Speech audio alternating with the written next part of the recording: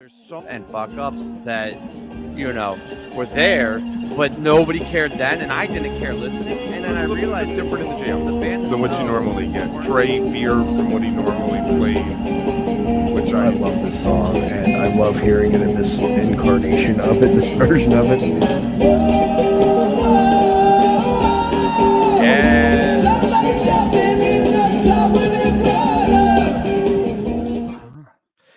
Oh God, they gotta play Brother more often. That gets me so pumped up. What's up, Kevin? How you doing? Welcome back to WOOK Plus, everybody. I'm Weekend WOOK, joined by the great one, the man himself, Kevin. Got a fun show tonight. We're gonna review or discuss or recap or whatever you want to call it.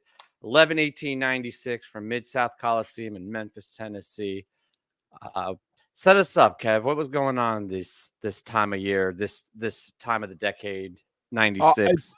I think almost a month to the day before they released Billy Breathe. So if you look at the set list, I think Taste was every night, or they might have skipped one or two nights on the whole tour. You got lots of Billy Breeze. You got the Swept Away Steep. So you're getting some really interesting, you get some interesting cuts, especially in this show. But overall, I think the first sets were there wasn't much different. They were serviceable. Let's go with that. Serviceable. Yeah, well, okay. So like in tonight's case, and we'll go in through it a little more detail, but just generally speaking, I really liked the first set. But when you compare it to what happened in the second set, it was a tale of two bands almost. What's up, Bessie and Jason? How you guys doing? They really brought it in the second set. And I'm so glad that like by this point, I love the gimmicks and stuff, but the earlier stuff that we were seeing in like 94, 95 really detracted, I think, from the flow of his show. And I think when it's like an oddball thing that gets thrown in, it's nice. But when it was like a regularly programmed thing, like, hey, it's Bluegrass Hour or Acoustic Army, you're like, all right, like, I don't know. I loved this. I really liked the flow of this show a lot. All right. Well, I think they learned what they could. I always felt like it was, they did the bluegrass thing. They were learning it. We were watching them in real time figure it out. And once they did, they didn't need to do those little bluegrass mini sets anymore. Yeah. Yeah, I agree. All right, well, let's get in this first set. Once again, I feel like every show we've listened to since we started the WOOK Clubs has started with Cars, Trucks, Buses. And I'm never disappointed. Every time I start a show and it plays, every single time I'm like, fuck yeah, let's go. Let's go. And this was one of those times. I was like, it had a little bit of different, melodic value to it, even than the other versions we heard, in the past few weeks. And it was clean and, it was serviceable. Cars, Trucks, Buses. I feel like it resembles more the album than the earlier versions did. Like they went in, they recorded the album. Now it's set in stone. This is what it's going to be going forward. Yeah, it's a little more polished. And then it goes into a pretty fun, ripping Timber Jerry the Mule. And I think this is another one that I'm rarely disappointed on. I mean, especially as like a drummer, I love that driving tom groove that PHiSH does.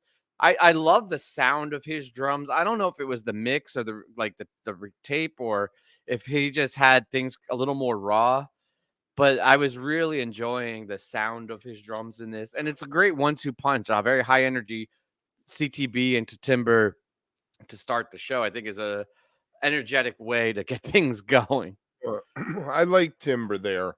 It's a little dark, It's a good way to ease into flying into Poor Heart with sheer abandon.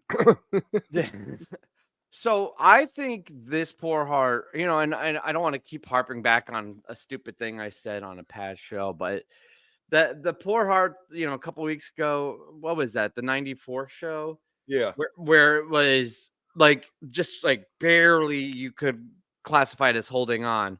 There were no notes versus this one, which I would say is probably 5 BPM slower, 10, not much, but every single note was there. And that's why it was so incredible to listen to. Like Trey's fingers were flying through this Poor Heart. And so even though the overall song was slower, there was actually a lot more given to us, and it still was just as fun. So I maintain that this is the right tempo for a Poor Heart, and it was All still right. ripping. I mean, super fast. It was. It was. I mean, there's not much else to say about it. No, It's fun. Taste, though. Yeah, there's not much else to say about Taste. If you go back and you listen to every one of them, they're all about 7.5 to 8:15. And it at this point is how well did Trey play it? Did he nail it? Because it's not the easiest guitar part for my ears, it would seem to play. no, I definitely agree. I don't think it is the easiest. It's a little more traditional, I think. I don't know, has the and part of it was the tone of his guitar on this night in general, but part of it was his playing, and it's like it felt like 80s, 90s rock guitar, like you know what I mean? Like outside of the jam or outside of the Koa or Trey, like it had more of a traditional, rock guitar feel to it. But no, I thought it was beautiful. I love that song, and I think his tone and his playing was on. So yeah, if that's you're right. If that's the criteria of how well he plays it, is if this was a good one, then I think this was a good taste. I think I liked this one a lot. That No, Billy I Breathe, really like the next one. yeah, it was nice. I think at this point it was a lot more locked in, right? It felt more locked in. 95 the 95 ones we listened to, you could tell that they were very uncomfortable with it, and now having having the album out and having played it, shit, I don't know, probably a dozen times by then, Yeah. it was very much locked in. It's so important to note how Steve Lillywhite was so instrumental in what we hear with Billy Breeze here and what we hear with Taste and Swept Away, because he taught them, I think, how to use the studio. I think that's the instance where they put out the great studio album. The Yeah. songs were strong, the production value, they did the overdubs and learned all that. And I think going through all that really set the songs and made them better live. I agree. I think it's that, and I think it's coming out of the White Album, Costume, and deconstructing and learning the Beatles songs, which are deceivingly complicated. Like a lot of people think that Beatles music is very simple, like chord progressions and simple rock because they execute it so well. But there's like deceiving complexity to them. And I think by like really learning that as a band and stuff, it influenced Trey's writing on Billy Breathes. And then yeah, with Lily in the studio. I think I don't know, man. I think Billy Breathes is one of their most beautiful and compositions that they have. It is definitely up there for me. I love it. Right. Well, when I did that 75 top studio songs a few years back, number one was Billy Breeze. Yeah. Hey man. Yeah, good take there. Hashtag once. Kev's good takes. Don't let that get out. Yeah, what was going on with this chalk dust? It rages. I believe that it was the longest chalk dust up to that point. Yeah. That sounds right. It was well yeah, here I didn't mark it, but I have it on my phone. I wrote down too, like that it was like barreling through, right? It just had this momentum to it that I feel like chalk dust misses sometimes, as of late. Like it needs to have that forward momentum driving it. Yeah, it was a solid 9 minute chalk dust, but cram packed and very up tempo the whole time. Probably the Yeah. highlight of the set for me. Not me, but yeah, one of them, I guess. So the Gula, great groove, standard Gula. I don't think there's a lot of extra there, but really, really enjoyable. It's so sad that one disappeared. Has it? Yeah, I guess it has. I I don't mean, think they in played so it. much They as played it like their catalog's expanded. right. They played it like once or twice post COVID. Yeah, there needs to be a heavier rotation for sure. So, what did you think about this ginseng? It was a little, slow, I think, or tempered. I don't know if I hate it, but it felt like really laid back, Trey almost too felt laid off back. on it. Trey felt off on it. Yeah. I love that song though. I know some people are not fans, but I will take that one if they want to bust that out for Mike's bluegrassy thing in the middle of a first set. I liked the vocals on it too, actually. The harmonizing was pretty tight. Mike didn't sound like perfect, but it sounded like Mike, but like it was good. It wasn't offensive. He hit his notes. He was having a good time. It was just Trey was off. The tempo was a little slow. It was a little lackluster, but you know what? Right. The whole set up to this point and after this point and pretty much the whole show was so clean and so much fun and such crazy energy. I think if that's like the big flaw, then there's not a lot of, nothing to worry about. So this Reba I think was my highlight, and Hmm. not because it was a particularly, splendid Reba, but just because I really love that song and it was studio-esque in its execution, less the whistling. But Yeah, no whistling. I thought it was average. It was what you get for a Reba. yeah. I wouldn't write home about it. No, but it was pretty.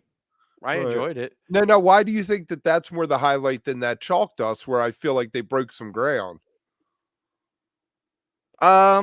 It could be a personal thing, right? Like a perception or perspective, just where I was at when I was listening to it.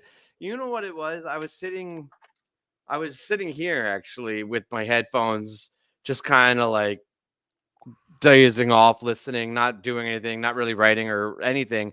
And when Reba got to the blissful kind of build up at the end, I started to feel the goosebumpy feeling that you sometimes get. And so I think that has more to do with the song and the composition than this specific performance. But it was just really brought home a nice feeling and caught my Right. attention. There you go. Yeah. And then we get the fourth song off of the Billy Breeze album in this set. Yeah. So normally, like our go-to language is like, that's a standard way to close the set. It's a rocker, blah blah blah. But like the weird thing was, it didn't end big. It didn't have a big punch. It like kind of fizzled out. Like they were like, oh, I don't know if they had like an appointment during set break that they forgot they had to get to, and they're just like, oh, we're done playing. See you guys in a little bit, or what? Or if they just don't give a shit. If they weren't full arena at that point, right? Like they weren't like, I guess they were, yeah. I don't know Yeah, why. they were. Yeah, yeah. I don't know what it was, but it just had this like fizzled out, like, meh. See you next, see you in a little Yeah. bit. I did not get a seat count for this, but the Middle-South Coliseum, I bet it held like 9,000 or something. I could do that. You want to do like some plugs and some housekeeping while I look Sure, that yeah. up? Tomorrow we're going to have an interesting show. T has got the night off. We're seeing if Llama's going to join us. We may have some guests. It'll be fun. We're getting into the end of the year. Maybe we'll do some speculating. We're going to hit all the latest stories. So check that out. Sunday mornings, 10 o'clock. There's something going on. So make sure Jam that you Band come over and News, I check it out. think. Huh? Jam Band News on Sunday. Jam Band News. There Yeah, you go. YouTube. Then they're big on like TikTok and shit. I don't know, man. They're cool. I'm gonna talk. I don't know a ton about them, but that's why I'm gonna talk to them on Sunday. Find out more. This Uh, past Sunday I talked with Cam. I don't know if you caught that yet, but he's an interesting dude. I was actually surprised at how much in common and how easy it was to talk to him. We had a really fun conversation. Definitely worth Are you having a going back. bromance? Yeah, a little bit. I totally had a little jam love for him. I'll probably, what's weird though? I don't know if this ever happens to you, like getting older, but like towards the end of the episode, I lost my train of thought and I kind of got panicky. So I kind of like rip-corded the episode because I was like, I forgot where we were going. I forgot what I was going to ask him. I didn't want to be like awkward on air. So I was just like, all right, well, I guess we'll call it there. See you guys next time. And afterwards, he's like, oh, I thought we were going to talk about so much more. And I was like, yeah, I really wanted to. I'm sorry about that. So I'll probably have him back on in a couple of weeks because I really do want to keep that conversation going. But he was awesome. I think he gets a bad rep sometimes because like he was the next hot thing and like people get weird with like the next popular thing in the scene. But seemed like a pretty genuinely nice guy. I really enjoyed talking to him. What else? Oh, and I'll do the plug to make it less awkward. But if you guys haven't gone out and checked out Kevin and Amanda's podcast, All That Jam, they've recently passed 300 episodes. Although now it's probably what, like 310. You guys are flying. Yeah, we're at 310. We're at 310. And you have had several big ones. Was it Margot and but the big one that I haven't gone and listened to it yet, but I'm looking forward to is Vinny from Mo. He's my favorite, one of my favorite drummers. So you guys are killing it. He's a very nice man, and just his praise for Nate. What this episode talks about is Nate coming on as the keyboard player, and fascinating. The songs they chose. How they chose whether a song gets an organ, because he was I said something about Government Mule and they added a keyboard and I wasn't into it, and how much I loved Mo because there was no keyboard, and he's like, oh yeah, I get that. So he appreciates Yeah, and I wonder too. Well, listen to your episode, and I don't want to talk about Jim or Vinny, but like Jim too on the vibraphone and xylophone and stuff. It's interesting having the keyboard and how that affects our sounds. It does change it quite a bit. I don't know, but anyway, yeah, go check out All That Jam and like and subscribe, and let us know in the comments what you thought about this week's show. Let's get in, the WOOK Club show. Let's get into the second set because this has some some meat to it. Why don't you could start us off? All right, yeah, the 2001 this was the longest 2001 they'd ever played. They were feeling it. Good 3 minutes of just spacey before they even hit a drum beat and got into it. And it took them a good 7 minutes before they hit the first peak. Yeah. I love that way of starting it. Like, it's very like Grateful Dead-y, to come out and fuck around, tune your instruments, get spacey. Worked really, really well. Loved it. And they allowed the space. You could tell they were searching. It's one of those things which I love when I can hear that with PHiSH, that you can tell in that moment they're figuring it out. Yeah. Figuring out the jam and what something new to do with it. And yet it was also very familiar, right? Like the bones were all there. They were just exploring what they can do with it, right? And where they can take it. Into a very fantastic simple. I'm probably gonna sound very Stanish and Chombery, but I love this simple jam so much. And I also wanted to point out to you, Mr. Dark Evil PHiSH, that this was 100% full bliss. It was as bliss as any bliss PHiSH has ever been, and it works really well in this context. Right. And Trey on the drum kit. We get some Trey on the drum kit because this was the tour where he had the drums on stage with him. I don't know. Yeah, it's an all-timer. So many spaces. It was all blissy, but it just, again, you could hear them, finding their way. There's the loops that would become huge in 97, that kind of thing. You see all these little pieces that all come together, and in the 97 Europe tour the next summer, the next spring. I love their transition into like the Type 2 and like how they were flirting with it and didn't like just drop, because a lot of times, when the jam vehicles that go Type 2, it's like it's Type 1, then they hit a mark and they jump off and it's Type 2, right? But like this, it melded into it. It was a very smooth transition. And then on top of everything and all the bliss and everything else going on, Trey's guitar work, that like soaring, ethereal, beautiful, like end ripping guitar was just fucking, I don't know, man. I loved it. They did not waste a minute. What was it, 16 minutes? Yeah, were there vocal embellishments too in the end? Like were they singing over the jam? It was very subtle, and I don't know if I was imagining, but it almost sounded like they were like, like harmonizing with the playing, with the jamming, but not into the mic. Yeah, it was like you could hear it in the back, and it was just adding like some texture to the jam, but not distracting. It was a cool technique. Right. I liked it a lot. Yeah, it was awesome. Swept Away and Steep were fucking weird and not. I don't know if that's how they did it then, but that's not the standard Swept Away and Steep. It was like a different key or something, but it worked. It was nice and weird and cool. Super weird. Got the yell at the end. Yeah. What did you think it was weird, or is that just me? Like it felt odd, the the playing of. Not that they played it, but the I tell versions you of what, it. I think the last time I heard it was at Dick's. Didn't they do it at Dick's 2 years ago? Yeah. It's probably the last time I actually heard the song. So no, off the top of my head, I haven't listened to it enough to say that one was different than the other. Yeah, I'll have to go back and like cross reference and see if I was just imagining things, but it felt weird to me. So as much as I was standing for the 2001 and Simple, this Son of a Mule, I think, was probably, if I was like gun to head, might say edges out for my highlight. And I'm surprised because after the Simple, it's like, well, this is the clear winner for like the highlight of the set. But man, this scent is so fucking fun. Paige just absolutely killing it, crushing it. VIP sounds like a man possessed. That vocal jammy thing, which I don't even know what it was, but was really cool. It was just you know what that jam is? It was like if the other one was Bliss and the other ones are dark, this is just smile on your face type jam, right? Like it's just fun. It's like fucking, you can't help but smile listening to that. It was the age of the Son of a Mule. It was the age of the mule. A lot of them.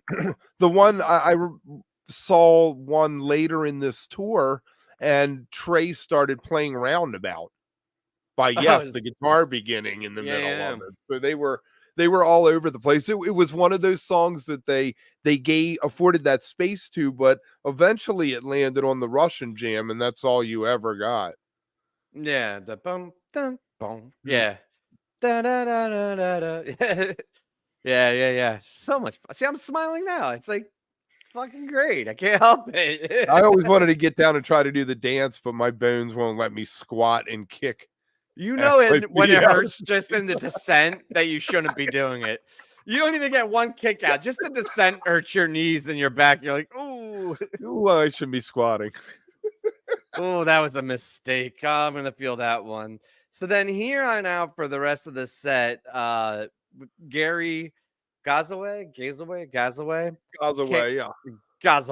came out on trumpet, which was an awesome addition and perfect timing. Got so much goodness beforehand, and it just kept the flow of the set going. It was a really good example of how to enhance a set with a guest rather than detract or take it away. And the tweezer was nice. It was cool. It was a little funky, actually super funky, and I like the trumpet voice mixed in with it. Yeah. This guy, for people who don't know, is one of the people who was on the Remain in Light Halloween concert in Atlanta. Oh, with PHiSH. Yeah, he was one of the horns that played for that second. I thought you were saying they were one of the extra musicians that Talking Heads used to play. Oh no, yeah, and he's done all kinds of stuff. They call him El Buho. Buho is his nickname because he's the owl, which I don't know. But there you go. There's your little history lesson of the guy. But yeah, I love the tweezer. I love that the tweezer ends. They slow down almost like the album version, and it just stops. I guess because they knew they were going to pop out and do the Hello, My Baby. Right. Which had a little instrument break in the middle, which was cool. Right. Yeah, and then a reprise. It was cool. Have they ever played Tweezer into Tweezer reprise? Yeah. Well, this was, but I don't know if they have. I'll look that up. Yeah. And it very nice with the horn. The llama with the horn, I found fascinating. I like that they chose something that I don't believe llama ever showed up with the giant country horns. Was that weird to not end on reprise the set? It felt like a tag on a little bit. It was solid, but it didn't have it was a weird, not big finish to the set again, which I don't hate. Like, I'm not like, oh, it ruined it, but I think they were trying to do I think Trey was probably trying to do a sandwich cool thing in the set list. Tweezer, Hello, My Baby, Tweezer reprise. And then they threw the llama one because they wanted a set closer. I mean, Tweezer reprise didn't show up that much back then. It wasn't like if you got a tweezer, you were getting a reprise. You had maybe a 1 in 3 chance of the reprise even showing up. at that time. Yeah, for sure. Yeah, I mean, it was cool. I again, I didn't hate it. It seemed like an odd choice to me. By the way, Mid-South Coliseum has 10,000 capacity, so pretty sizable venue. I mean, I don't know if this was sold out or not. Probably was. Well, PHiSH had established themselves at this point as the true bearers of the torch. They were the ones who were filling the arenas. Widespread was still trying, but they never got past the 4,000 or 5,000 places. I don't think. Well, no, it depends where you work. Because Panic did sold that Oh, high right, in like the down a South, dam or something, right? and Yeah. and this was in. That's why I'm not sure. Like if this was in Jersey or Philly or Boston or something, I'd be like, yeah, absolutely. In Memphis in '96, I'm not sure, right? That's down south. Panic definitely would sell out this venue in the '90s in the South, Right. Yeah, I guess. but you know. Oh, Anyway, waste. I don't know about waste as a choice, but I guess it's an encore song, I guess. I like Waste. I love that song. It's romantic for me. It's better than, I guess, what we would get now, which would probably be a life beyond a dream or more. Or something. You have, yeah, absolutely. I always needed you like this. I've been such a fan of or defender of like new music and like open mind and all that shit. And now that we're spending the entire off season listening to only 94, 95, and 96, it's like we're gonna go back to the New Year's run and I'll be like, what is all this shit? What is this Pillow Jets nonsense? Right, what's happening to me? Well, you're going to get to you're going to get to pick the number tonight. I know. So, Johnny Be Good, I do not like the song. I did not like when the Dead did it. And I found it even weirder PHiSH doing it because PHiSH never embraced the bravado sexual rock and roll energy of that 50s thing that like Bobby would exude, when he was up there doing it. It never rang true to me, them picking that, even though the Denver 97 one. I mean, Right. with all due respect, like we all are, but like they're like the nerdy mall guys. They're not the fucking sexy, Right. that's just not who they are. You're right. It felt weird. It felt uncomfortable a little bit. It was, Right. and I don't think this was their best cover, but at the same time, it's kind of fun and it's an encore. Who gives a shit? Probably right? one that everybody knows. You're a horn player, you probably know it. Yeah, exactly. That probably had something to do with it, with Gary being there. And I don't know. Like, I feel like it's a free toss up in the encore. If you're gonna do a fun rock cover, like that's the place to do it, and I think it works. Brian disagrees with you. I know, Brian, and I appreciate that. I'm glad that people do. So yesterday was Hendrix's birthday, and we did a poll on WOOK Plus on Twitter, and Isabella ran away with the best PHiSH, even though I think Fire is probably my favorite. I almost voted for Fire. That was my initial gut feel, but then when I really thought about it and how great Isabella's been the last couple of times, and it's been fucking on point. I think 17, the Baker's Isabella, and this past summer's Isabella pushed it over the edge in everybody's mind, because what was that one that just was recently? That was that in Chicago? No, they did one in Philly. Oh God, now I gotta look it up, man. At the Man. Yes, Bold as Love. Not my favorite Hendrix song, but I really feel like Page pulls it through with his performance of it. If 6 were a 9, come on, man. You're just being like cool. Like, hey, I know another Jimmy song they played. Nobody thinks that's their best Jimmy song. It is a great song. I love that they play, but nobody is voting for if 6 were a 9. I think that they played Wind Cries Mary once. Didn't they at the Baker's Dozen, maybe? I'm not sure. Yeah, United Center's the one I'm thinking of. Yeah. Okay. This October. All right. The little mini run. And then they did one in MSG before that. But the United Center one, that one was fucking rocking. Right. Yeah, the number set was great, and I'm not. Nah, I'm sorry. I'm not trying to say it's not cool.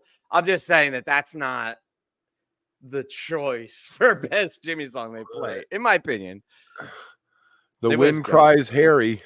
The wind cries Larry. Oh yeah, Jimmy's night. That was a good night. I might have to go pull that out when we're done here and listen to that now that we're Fish- talking about it. Fish Just the encore. I'm not gonna listen to the whole damn thing. Yeah, did you see Osiris recapped all of the Baker's dozen? Like, all the highlights they said, yes. Yeah, I was like, holy shit. And That's a lot. somebody said something like being a 2,000 hour long podcast or something. They yeah, that was fucking Stummy Down. Oh, Stummy Down. There you go. Yes. Hey, Stummy Down. What's up? Yeah. That was funny. So let's pick that show. Oh yeah. I don't know why I'm like nervous about it. I don't want to fuck it up. If anybody's hitting the MSG run, it would probably be Tim. No, I don't think so this year. I usually do hit the New Year's, but with the baby, I got a 4-month-old and I'm trying to be responsible and everything. I'll let you guys know if I'll be there, definitely, but realistically, I think it's out of the cards. I'm planning on next summer being kind of my resurgence back. I had really big 2021 and 2022 were very big years for me touring wise, and I'm taking this year off. But anyway, you hear the excitement in my voice. I'm like, no, I haven't been to any shows this year. It's been fucking horrible. I mean, I love the girls, but and they played at the Man. I thought for sure I was going to turn around and see you at the Man one of those nights. Yeah, but what was that? Don't tell the wife. I think it was like a week after my daughter was born, or it was either a week after or a week before. It was either I had like a very pregnant wife or a very young newborn. I was like, either way, this is not happening. I ain't going. It ain't happening. I ain't going. But you know what? I did do the recaps, which was fun hanging out with all you guys here. I got to do the whole tour, and it worked out because I would always like get the baby down and everybody would be sleeping, come down here and fucking do PHiSH for, an hour or two. And it was a good summer, man. Anyway, it's funny that it opened up to the show that we were on. I had that set up. You always start. That's how it works. You start with the show that you did, and then you do it. All right. So what is it? 1 through 5, and it's my choice. Yeah. What is your number? I don't know. Can I let chat pick? Yeah. All right, chat. Give us a number.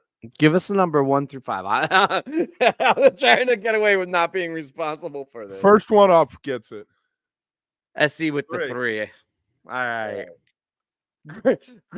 Grant follows directions. Pick a number 1 through 5. 7. All right, we'll go 3. You ready? Yep. All right, 1. Oh, 99 would have been nice. 2. Oh, how was that show? 3. God damn. 92. Nice. No cars, trucks, and buses to be found. Oh, look at that. This is the highest rated show we've had so far, I think. Look at that. Oh, Big Ball Jam. Nice. All right. Oh, that's a great show. Yeah. No, I'm excited about it. I don't know why. In my mind, I was like really hoping for like a 99. Right. Now right off what I'm seeing is this was probably not long after Rift, because we got Maze, Sparkle, Horn, ATR, My Friend. Boy, that's a bunch of and A Bold as Love. How about that for the encore? So cute. Yeah, we set this up. SE was in on it with us from the beginning. A chart version of Big Ball Jam. This is cool. I'm looking forward to this. A chart version of Big Ball. That's great. And yeah. So Kev, we got to make sure we get this out and spread the word, because I had a couple of people message me and be like, "What's the show for the WOOK Club this week?" And I realized that I forgot to tweet about it and post it. You should tweet it right now. You should tweet it right now. All right, I'll tweet it. Yeah. All right. Cool. And then we Well, can that's flip gonna it be all. fun. We can retweet it all next week. Tomorrow night, 9:00. We'll be here. Come hang Yeah. out with us. Come hang out and join us. We're gonna talk about how much your boy John Mayer loves Rick and a bunch of other stuff. All right, guys. We'll see you next time. Thanks, Gil. It was all an inside job.